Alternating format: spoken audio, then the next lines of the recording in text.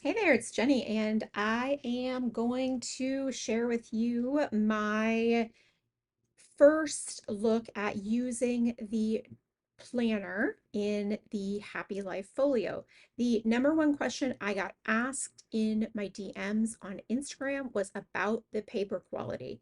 So I have not used this at all before what you're seeing. This is my first look at it. And I'm going to show you a variety of different stamping inks. I'm going to show you some different fountain pens and different inks.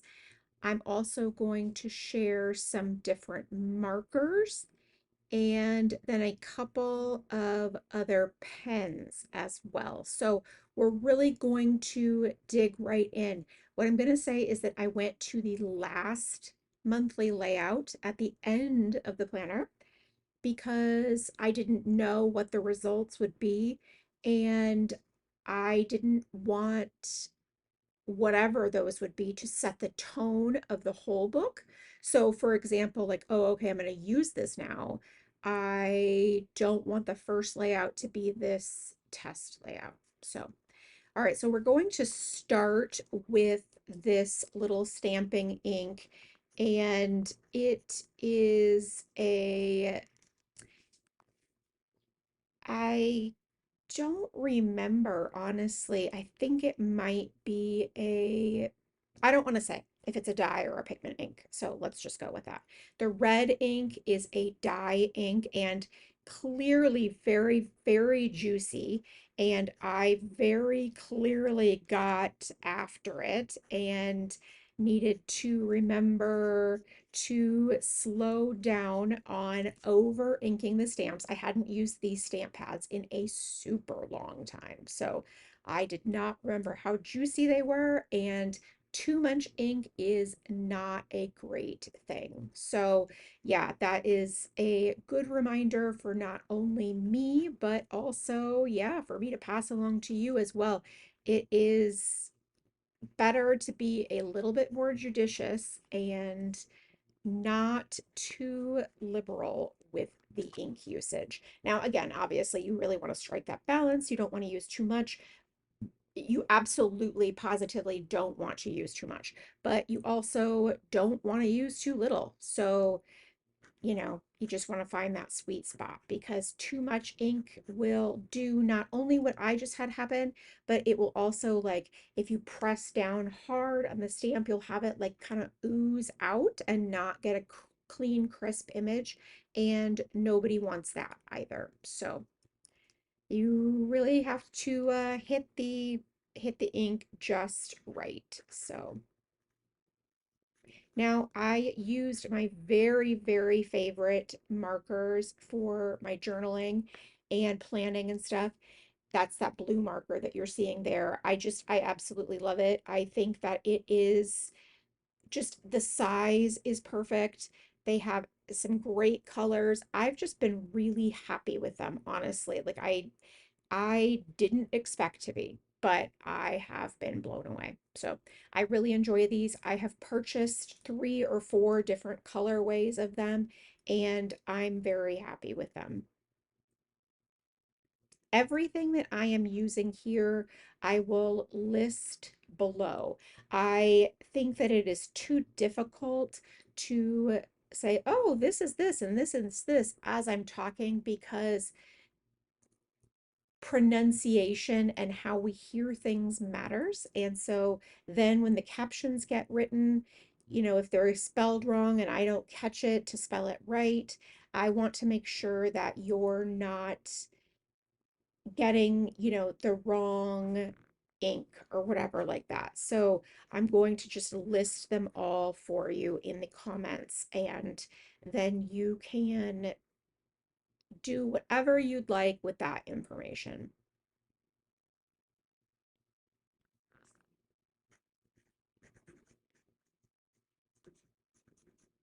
Now I'm also using the Tombow markers, and I have always been a Tombow marker fan. I have the whole set. I have for probably 10 years. This is not new. Tombow markers are regularly something I use in my content, particularly in my daily diary for drawing. that just the color selection cannot be matched. They are so good. So yeah, absolutely with the Tombow markers. The only problem is that for me and my projects, they don't have a tip that works quite as well. So I find that those other brush markers that I use are better for me because they work better for my journals and my handwriting, like size wise and the whole thing, not because Tombows aren't as good. Now, those rollerball pens that I just used, the hot pink one, I absolutely really like those pens, but I don't like them in this project. They didn't do great on this paper. This paper has some tooth, and I don't know what you call it, but I feel like it has some porosity, or it's kind of a more porous paper. And so it's perfectly fine. Absolutely. Lots of these inks are testing really well on this paper, but they are not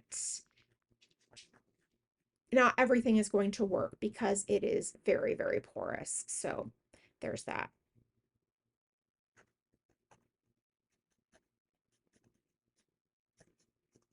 Now, those are also those paint markers, and those are really honestly, I use those so much also. They're fun to use, like they're actually really fun to write with. And then they, I use them in my Midori Hibino. I have absolutely used them in my Hobonichi, and I don't have any problem with bleeding and those types of things. So I am a big fan of them. Again, I have purchased like 4 or 5 different colorways and different tips, and I have not been disappointed in those at all. So, yeah, I think that they are a really super writing implement in my journals and for getting creative, which, if you watch any of my content, and even if you haven't ever, the messaging is I want this to be an enjoyable experience, full stop. If I like the end result, that is amazing. But I am really personally doing this for the practice, for the enjoyment. Do I love having the finished pages? Yes, I do. I enjoy that. But that is not what motivates me. What motivates me is I like to actually do the doodling, do the writing, do the drawing. So obviously my planner is a different situation. Obviously that's about staying on track. I don't even want to say it's about productivity because it's not really necessarily about productivity for me. Like, I mean, obviously I don't mind being productive. That's great. And, it's fantastic. But I really just want to make sure that I get the things done, that I can lead the life that I want to lead. So hopefully that makes sense. I'm not trying to be a girl boss or get out there and, just be the best, you know, whatever. So if I've got things that I need to get done to make my life run the way that I want it to, then yeah, that's what I want to do. If I have things I need to get done for my job, then yeah, I want to do those things. But I'm not trying to go over and above in terms of, you know, um, what's the word? Productivity. So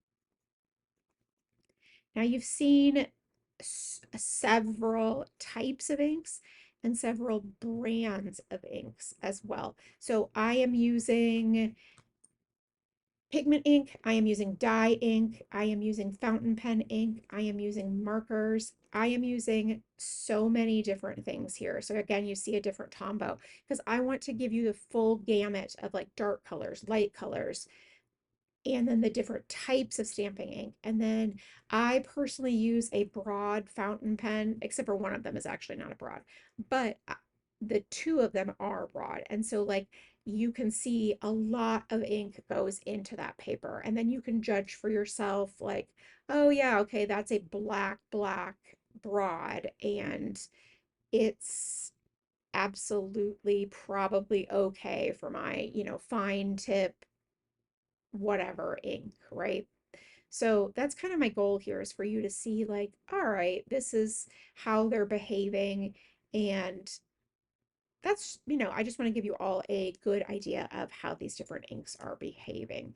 I am finding that for the most part, everything is okay. There's nothing glaringly like, oh yeah, no, we should absolutely not use that.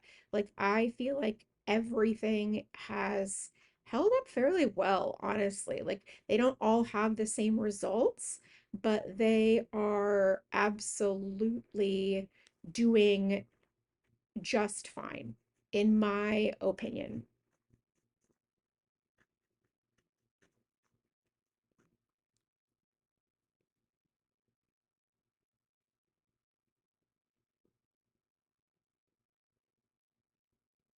Down below, I intend to hopefully that this actually works out. Like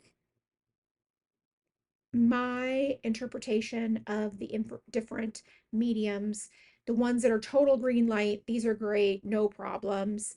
I'll put in a category. A little bit of shadowing, I'll put in a category. Medium shadowing, little bit of bleed through. So that's how I intend to classify these below. I'll also mention the color, the name, those types of things, just in case you're interested. Now you can see right there, that is a broad fountain pen where I went pretty heavy with the lines, a little bit of shadowing, some inks that have a little bit of shadowing. I really think we only had a couple of inks that have some faint bleeding. Now, a couple of those also, in addition to them being the inks because they're dye inks, I also maybe pressed fairly hard, which I remember doing like on that purple ink. I pressed fairly hard. I think the same is true for that pink ink. I pressed fairly hard. So am I comfortable saying like, oh, this 100% of the time is going to bleed? No. But am I fairly confident in saying, yeah, I mean, it's a dye ink. It's probably going to bleed on this paper. Yes, if that makes sense. So I just want to be very clear that obviously everybody has different techniques and does these things differently and writes differently. And, you might write with a different weight and that kind of thing. But I'm a really heavy writer. I use a broad fountain pen. Like if somebody's going to get bleed through, I am for sure going to get bleed through. That is just without a doubt. Like broad pens have a ton of ink. I press hard, all that kind of thing. Okay, also, I'd like you to clap for me because I use an entire cartridge of ink with this fountain pen. This is probably my current most used fountain pen, and it is like $20. I love this pen, and I did not expect to. It is a fine nib. Nobody's more surprised than me. And it is, like I said, a budget pen. And I have never genuinely loved a budget pen. None of the $20 pens, for sure. And even the 30 or 35, the Kaveco or the Lammies, like I like this one as much, if not more. So, yep, that's it for me, guys. Thanks so much for stopping by and watching. I'm going to link everything below and make it a great day.